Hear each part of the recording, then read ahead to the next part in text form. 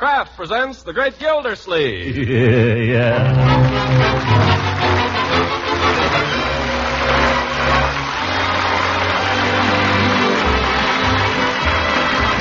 The Kraft Cheese Company, makers of parquet margarine and a complete line of famous quality food products, presents Harold Peary as The Great Gildersleeve.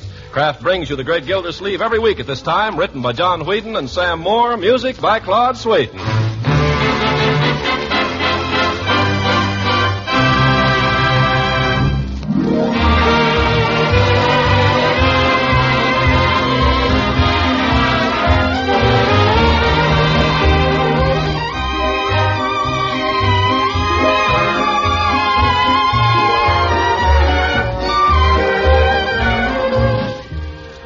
From the Great Gildersleeve in just a moment. It's flavor that tempts hungry appetites. It's flavor that makes us enjoy the foods we eat. And that's why Kraft puts fine flavor at a premium in making parquet margarine a delicious spread for bread. Parquet's flavor is something you'll want to tell your friends about. It's so fresh, so delicate, so satisfying. You'll find parquet deliciously good as a spread for bread, for rolls, muffins, pancakes, and waffles. And it's wonderfully nourishing, too. Parquet margarine is a splendid source of food energy, one of the best energy foods you can eat. And for good nutrition, Kraft also fortifies parquet margarine. Every pound contains 9,000 units of important vitamin A. So for flavor to satisfy your family and for the kind of wholesome nourishment they need, serve parquet every day. Head up your shopping list tomorrow with parquet, P-A-R-K-A-Y. Parquet margarine made by Kraft. Yes, Kraft makes parquet.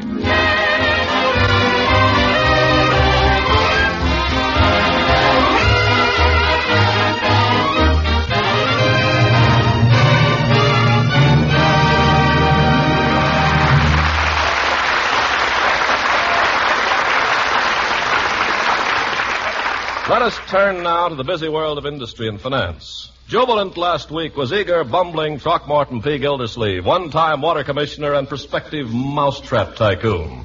The reason, he and his partner, Fibber McGee, envisioned a rosy future in a post-war world of mice and millions. Well, time marches on and Gildersleeve forges ahead with plans for the manufacture of McGee's plastic mousetrap. We find him now at dinner discussing those plans with his legal counsel, Judge Hooker. Present also are his niece Marjorie and nephew Leroy.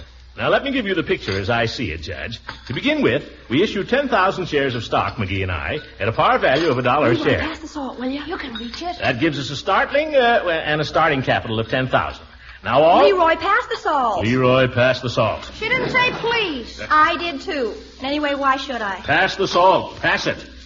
Here, Marge, salt. Never mind. You're too late. I'll eat it without salt. You'll take it. Here, give me that, Leroy. Uncle Mort, not on my ham. You asked for salt. Confound it. Now eat it. But not on my ham. The ham was salty already. I wanted it on my... Eat it. God. I'm trying to talk business with the judge here. I'm sorry, Judge. Continue. I wasn't saying anything, Gildy. It was you. Oh, yes. Well, I'll go back. To begin with, McGee and I issue 10,000 shares of stock. Excuse me, please. Yes? Before you begin, if Marjorie's through with the salt there... Give in the salt. Here, Judge Leroy, you don't have to grab. Quiet. Now, if you're listening, Judge... I'm listening, Gildy. Continue. I always like a little salt on my spinach. I always like a little quiet when I'm talking. You're always talking. Leroy... Proceed, Gildy. I've forgotten where I was now. Well, you were cooking up some shady stock deal. Oh, yes. Well, to begin with, what do you mean, shady? This is all open and above board, Judge. We simply issue 10,000 shares of common ordinary stock, which gives us a working capital... Excuse me. What is it, Bertie? How about a little more of the corn pudding for the judge? Pudding, Judge? Well, I'll tell you, Bertie, I shouldn't eat any more, but by golly, I'm going to. It's simply delicious. Yes, sir, it sure is. Shoot the jam, Marge. Leroy, that's no way to ask. Sorry. Pretty fair one. Would pass the raspberry jam. Marjorie? Thank you, sister dear. You're welcome, brother dear, and may it choke you. Sweet kid. No. Leroy, a little more corn pudding for you? Not for me, Bertie. I got only a little of it left here. Ain't you going to help finish it up? No, thanks, Bertie. I can't stand the stuff. Leroy, is that any way to talk about something Bertie has worked hard on? Well, it's squishy. I can't stand anything squishy. I've told you, young man, not to criticize your food. Give him another helping, Bertie. Oh, Mr. Gildersleeve, if the boy don't want Give it, him another helping. According to modern education, Gildy, you're all wrong. And Let's keep modern education out of this, Judge. Give the boy another helping, Bertie. Yes, sir. I'm sorry, Leroy. I'm telling you, I can't eat it. You'll either eat it or go to bed. All right, I'll go to bed. No, you won't. You'll eat it. Yes, sir. A little corn pudding never hurt anybody. I ate corn pudding when I was your age. Didn't like it particularly, but I ate it. Corn pudding is good for you, Leroy. Builds you up. Vitamins. All right, you don't have to eat it if you don't want to. Thanks, Unc. Hey, guess who's back in town? Who? Marge knows, don't you, Marge? If you're referring to Everett Todd, I can't stand him. Oh, you can't, eh? No, I can't. Everett Todd is a mole. Yeah, a what? A mole. He's a drip. Mole. That's a new one. You mean Ainsworth's Todd's boy? Yeah, Everett. I thought he went to military school. He did, but the Army took it over. So now he's back in high school.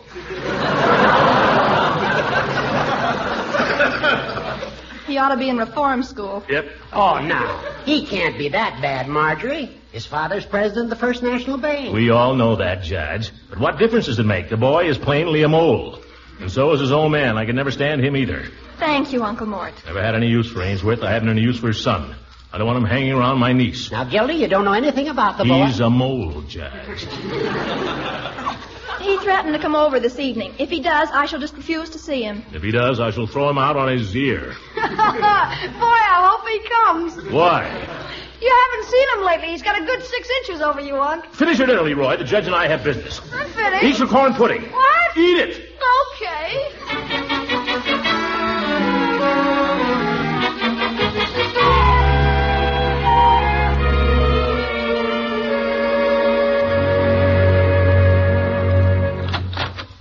Excuse me, Mr. Gildersleeve. Miss Margie ain't in here? No, she's up in her room doing her homework. Oh, there's a young Mr. Todd at the door to see her. Todd? That must be Ainsworth's boy. Well, by George, I'll tell him where Now, wait a minute, Gildy, wait a minute. Have the young men wait, Bertie. You know, I've been thinking. What? I wouldn't be too hasty about throwing young Todd out of the house. You may want to borrow money from his father's bank. Borrow from Ainsworth Todd? That stuffed shirt? I never borrow a nickel from him. I'd sooner raise the money myself. By George, I will raise it myself. How? I don't know. Todd isn't a bad fellow. He's got the only bank in Summerfield. Monopoly. Oh, you're talking like a baby, Throckmorton. What on earth have you got against Todd? Well, he threw me out of his office once, if you must know. What for? We had a disagreement. I may have called him a crook in the heat of the argument. Well, you better see if you can get back in his good graces. If he's against you, you won't get credit anywhere in town. Oh? Maybe you're right, Judge. I've got to be going now. But think it over, Gildy. Yeah. Bertie, I'll speak to the young man myself. Yes, sir. Good night, Judge. Good night. Well, my boy. Gildersleeve is my name. How do you do, sir? So you've come to see Marjorie. Well, yes, sir. That is, if she's in. Oh, she's expecting you all right. Yes, indeed. Come right in. Oh, Marjorie. Yes, Uncle Mort? Better hurry down, my dear. Someone to see you. Who is it? Never you mind. We'll surprise her. Let me have your hat. Come in and sit down. I remember your father. Remember him well. Call me Uncle Mort? You have a visitor, my dear? I have? Oh, hello. Hello, Marjorie. How are you? I thought you were kidding when you said you might come over. I've got an awful lot of homework to do. Oh, gee. I'm terribly sorry, but I'll have to ask you to excuse me. Now, Marjorie, you can relax for a few minutes. Bad for your eyes to keep studying all evening. Yeah, it's been pretty warm lately, hasn't it, Marjorie? Yes, it has. Quite unseasonable. I guess it'll be getting colder pretty soon, though. Huh, Marge? Think so, Marge? Oh, I suppose so. Marjorie, do you like Wedgie Arcola's music? Oh, it's all right, I guess. Oh, I think he's murder. His whole band's murder, but he's really murder. I think he plays more trumpet than Harry James. I wouldn't know. You don't happen to have Wedgie's record of Is You Is or Is You Ain't, do you? No, I haven't. Well, I just happen to have it with me. I mean, out in the car. If you'd like to hear it. He plays an awful lot of trumpet in that record. Is that so? By the way, how's your father these days? Would you like to hear the record, Marjorie? I think you'll enjoy it. Oh, sure she would. So would I. Well, swell. It'll only take a second. Oh, and look out for the hat rack. I'll leave the latch off. Be right back. Marjorie, you're not being very polite to your young friend. Uncle Mort, I told you I didn't want to see him. He's a mole. Now, my dear, that's just your opinion. Oh, no, it isn't. You said so yourself. You said you didn't like him. I don't even know him. I need money from his father's bank to finance our company, my dear. And I can't have you insulting this boy. Oh. Just be friendly, can't you? I suppose you want me to let him kiss me. If he tries it, I'll break his neck. All I want is ordinary courtesy, my dear. Just be friendly. Because if you're friendly, he'll be friendly. And if he's friendly, maybe his father will be friendly. The tight one. Now, if you... Oh, hello, my boy. Got the record, I see. Yes. What's his first name, my dear? The phonograph is over here, Everett. Yes, right over here, Everett. Oh, thanks. Gee, I sure hope you're going to like this, Marjorie. I'm sure she will. I heard his record of Blue Lagoon, and I thought it was awfully good. Oh, that one? After he made it, he fired his whole rhythm section. The new guys are much better. How's your father these days, Everett? Is the needle hot yet? I guess he's all right. Well, here we go. Nothing like a little jazz.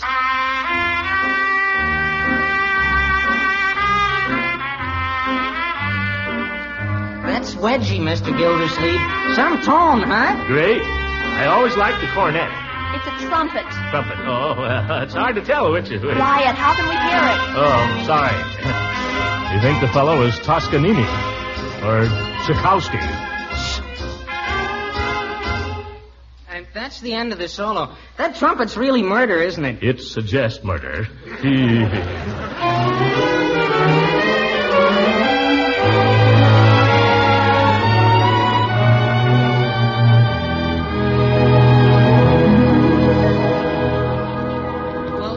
When this Arcola first started, he was a piano player. He didn't switch to the trumpet till later. Well, that happens. By the way, Everett, what was your father before he became a banker? I guess he was always a banker. I guess he's pretty good at it, too. Knows who to lend money to. Knows a reliable man when he sees one. Yeah, I suppose so. I never thought much about it. Leroy! What are you doing down here in your pajamas? For corn's sake, I couldn't sleep. What was all that racket? Racket? That Wedgie Arcola's latest record. Arcola?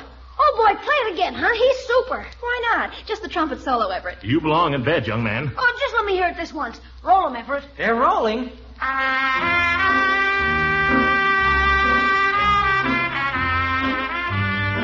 What'd you say the name of the piece was? Quiet, I want to hear the trumpet. They can hear it across the street. Anybody gets paid for stuff like that, I can't imagine.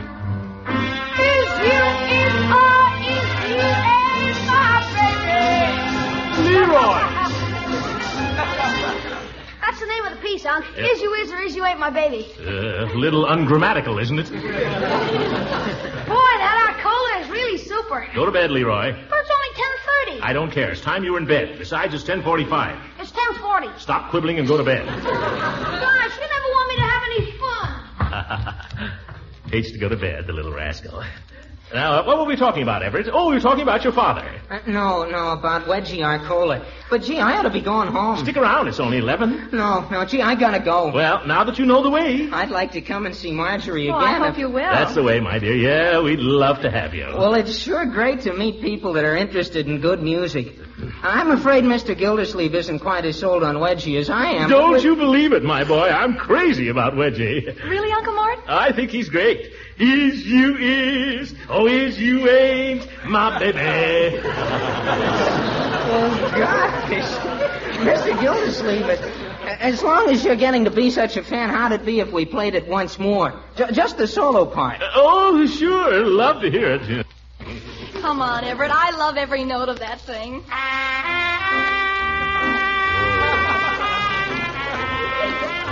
It'll take more than 10,000 to pay me for this. More than 20.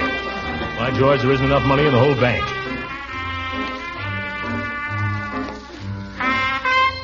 Yeah, that's murder. Oh, it sure is. Well, good night, Mr. Gildersleeve. Good night, Marjorie. I'll leave the record for you. Only take good care of it, huh? Good night. Yeah, good night, my boy. Oh, and give my regards to your father. Now, for Pete's sake, let's go to bed.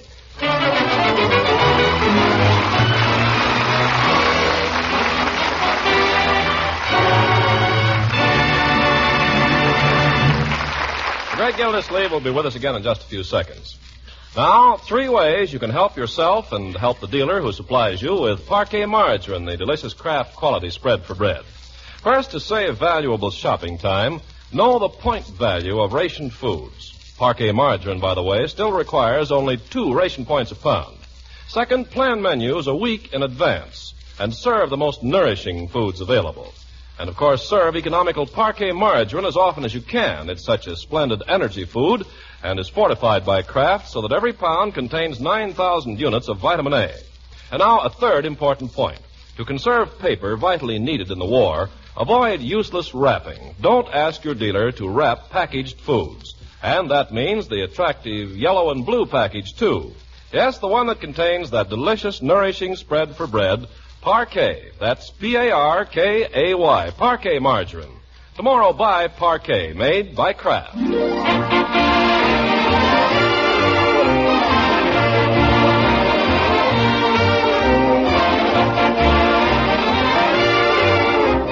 Now, let's get back to the Great Gildersleeve. Several days have passed since we last saw him, and though he hasn't yet been able to see Mr. Ainsworth Todd of the Summerfield First National, his hopes are high. At the moment, we find him at home, enjoying the comforts thereof. Oh, that thing again. I can't stand this. So he leaves home and seeks refuge down at the drugstore with his old friend, Mr. P. Hot enough for you, Mr. Gildersleeve? I don't care how hot it gets, Peavy, as long as it's quiet. That's one thing I'll say for this place. It's quiet. Sometimes it's too quiet. Something I can do for you? No, I'd just like to sit here and enjoy a little peace, if you don't mind. Little hullabaloo at home? Hullabaloo. It's a madhouse. Every evening, all evening long, is you is or is you ain't my baby.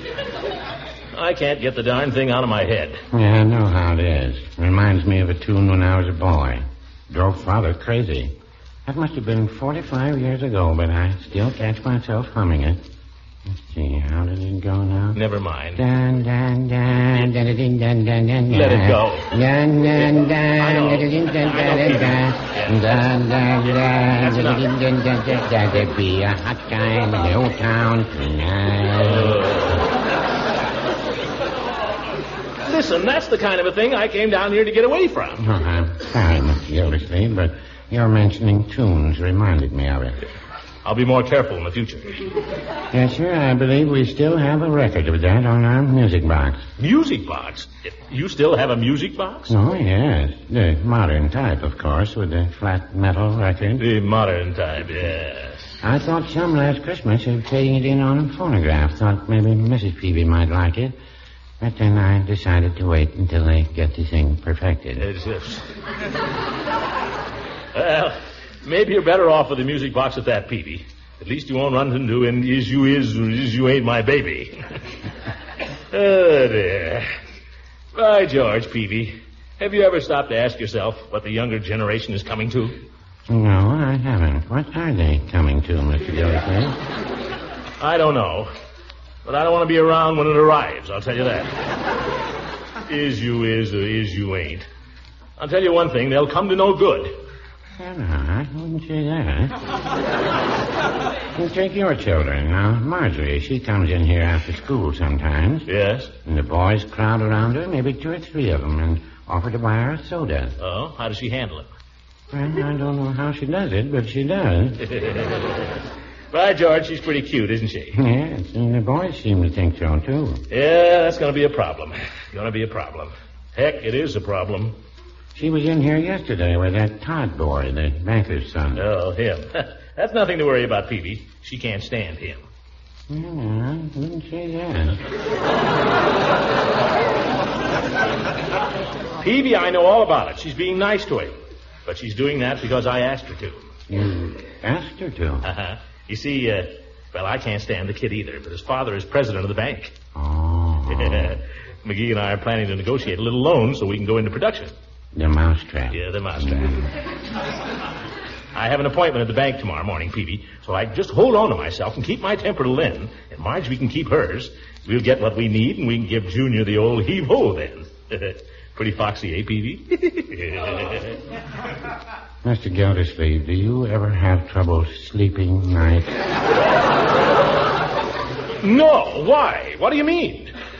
That's just good business, Peavy. You know Todd would do the same thing. You can't trust those fellas. I only asked the girl to be a little polite to the kid, for goodness sake. There's nothing wrong in that.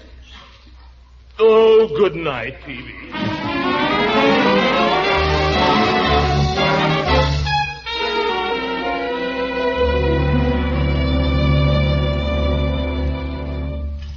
Well, good morning. Mr. Todd in?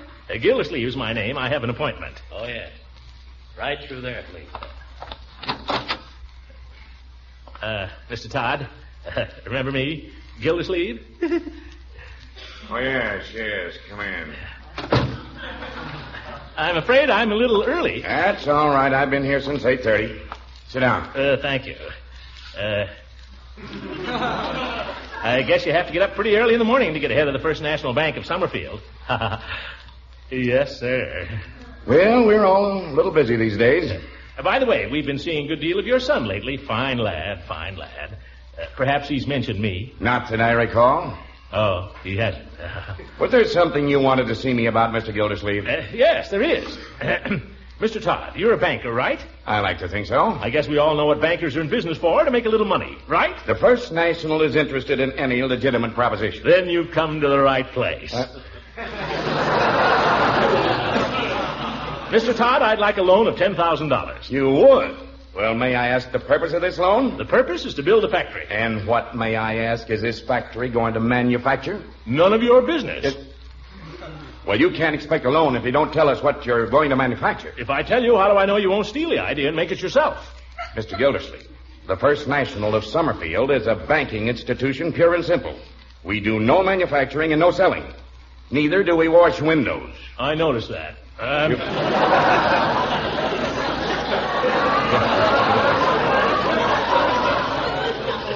Well, you're in business, aren't you? Let us say, rather, that we're engaged in public service. Well, you can say it, but I don't know who'll believe it, brother. Here I come in with a perfectly good invention that all it needs is a little money to get it started. And what kind of a reception do I get? Mr. Gildersleeve, if you would be so very kind as to tell me what your invention is, perhaps we could then sit down and discuss this matter reasonably. All right, I'll tell you. Certainly, I'll tell you. I'll tell you what it is. It's a mousetrap. It's a mousetrap? Yeah, and a darn good one. Mr. Gildersleeve, I am a very busy man. Good day. Listen, Todd, you can't treat me like this. I'm a depositor in this bank. I was just about to mention that. Well, I withdraw my account. It has just been brought to my attention, Gildersleeve, that your account has been overdrawn. Nevertheless, I withdraw it. In the future, you can withdraw your son from my power if I don't kick him out first.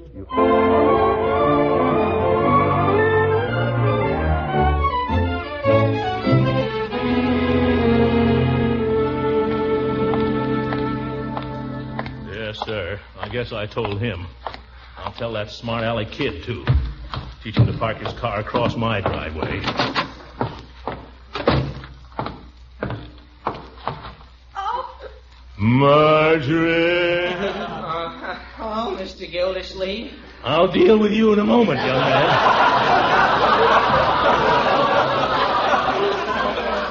Marjorie, will you come with me, please? Here, into my study. Yes, Uncle Mort. You wait right where you are, Everett. Now, young lady, was that impudent young scoundrel kissing you, or was he not? I don't know. He had his arms around you, didn't he? Sort of. He hadn't actually kissed you? Not exactly. What do you mean, not exactly? He either kissed you or he didn't.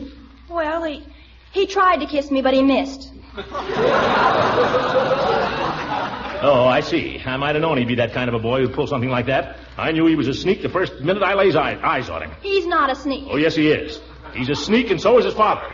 And by George, I'm going to kick him right out of this house, and right now. Wait a minute, Uncle Mort. It wasn't his fault. Of course it was his fault. It's always the boy's fault. I tried to get him to kiss me. Marjorie, do you know what you're saying? I tried to get Don't him. repeat it. Phew, my little niece. I knew the time would be coming soon when we'd have to face this kind of thing. Oh, Uncle Mort, it's not so serious. Not so... Sit down, my dear. Look at me, not off at the bookcase. Now, this is serious, my dear. A girl's first kiss is something very special. It should mean a great deal. But I had my first kiss 2 years ago.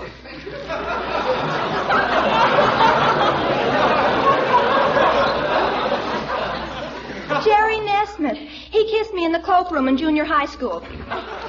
Oh, he did, eh? Well, from now on, I want your kisses to be something sacred, Marjorie.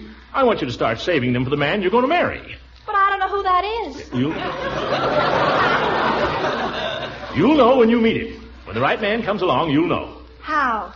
Well, you just know, that's all. You'll feel like spring in your heart, my dear. You'll find yourself thinking about him all the time. You'll be unhappy when he's not around. You'll spend all day looking forward to the moment when you'll see him. And when you're with him, you'll feel like singing. Is that the way it is? That's love, my dear, when the right man comes along. That's exactly the way I felt ever since Tuesday. Oh! That's ridiculous. You're much too young. You're just a child. Yesterday I saw his face in my English literature book, just as clear. Marjorie, this is nonsense. Last night I felt like singing when I saw him coming up the front steps. This has gone far enough, young lady. You send this boy home instantly. But Uncle Morris! I forbid you to see him again. But why? I'll not have kissing going on at your age. Will you send him home? No, I won't. Marjorie, have you no regard for my wishes? But, Uncle Mort, this whole thing was your idea in the first place. Well, I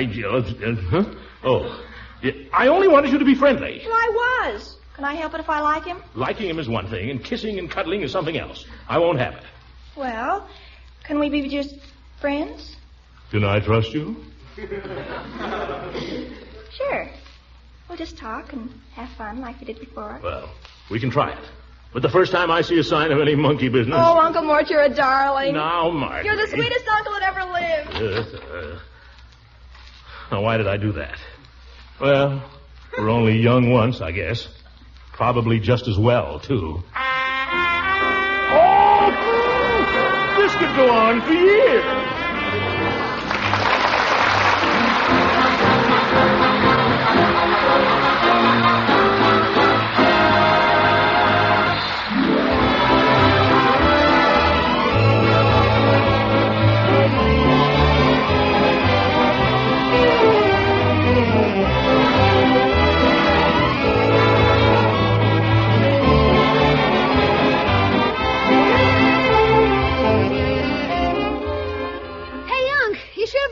Today. Oh, yes, Leroy? What happened? Boy, did I have fun with Ethel Hammerschlags. What? You and Ethel Hammerschlag? Yeah, in the cloakroom. Leroy, what did... Me and Piggy put a live frog in a lunchbox. Boy, was she surprised. Very good, my boy. And I mean, don't ever do it again. You had a little Leroy. Good night, everybody.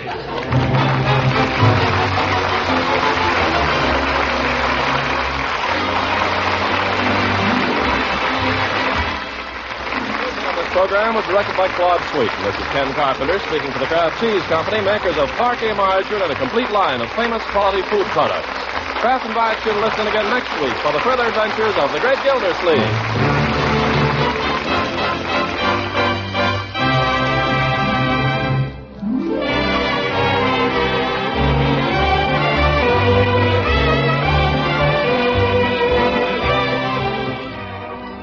Why is it that meat roast, so appetizing at dinner, often tastes a little flat when you serve it cold? Well, the reason is meat, in cooling, loses flavor. So the natural thing to do is add more flavor. And that's where Kraft prepared mustards brightly step into the picture to liven foods with their tangy, tempting flavors. Remember, there are two popular Kraft mustards, a mild-flavored golden Kraft salad mustard and a sharper Kraft mustard with nippy horseradish added. They're both grand flavor treats in sandwiches and on hot dogs and cold cuts. Delicious, too, in many other appetizing ways. For example, Kraft salad mustard adds a sparkling flavor tang to deviled eggs, relishes, appetizers, salad dressings, cheese fondues, and Welsh rabbits. And Kraft horseradish mustard is really scrumptious in a zippy sauce for fish. So for flavor variety, buy both kinds. Nippy Kraft horseradish mustard and tangy golden Kraft salad mustard.